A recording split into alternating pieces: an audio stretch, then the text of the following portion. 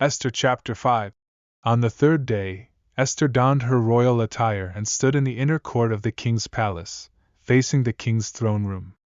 King Ahasuerus was seated on his royal throne inside the palace, opposite the entrance. When the king saw Queen Esther standing in the courtyard, she found favor in his eyes, and he extended the golden scepter in his hand toward her. Esther approached and touched the tip of the scepter.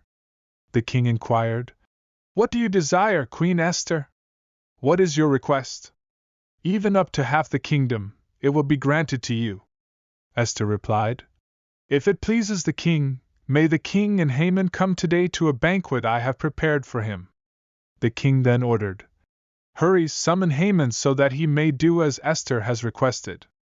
So the king and Haman went to the banquet that Esther had prepared. At the wine banquet, the king asked Esther, "What is your petition? It shall be granted to you. What is your request? Even up to half the kingdom, it shall be fulfilled."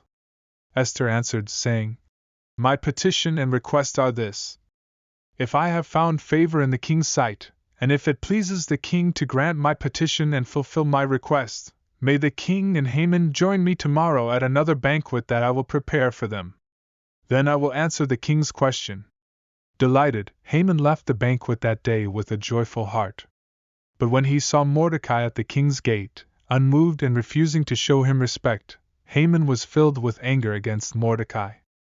Despite his anger, Haman restrained himself and went home. There, he summoned his friends and his wife, Zeresh.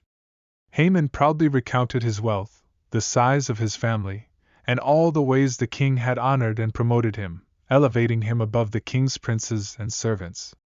Furthermore, Haman boasted, "Even Queen Esther invited no one but me to accompany the king to the banquet she prepared, and tomorrow I am invited again with the king." However, Haman added in frustration, "Yet all of this means nothing to me as long as I see Mordecai the Jew sitting at the king's gate." In response, Zeresh and his friends advised him, "Build a gallows 50 cubits high, and tomorrow ask the king to have Mordecai hanged on it. Then go to the banquet with the king in high spirits."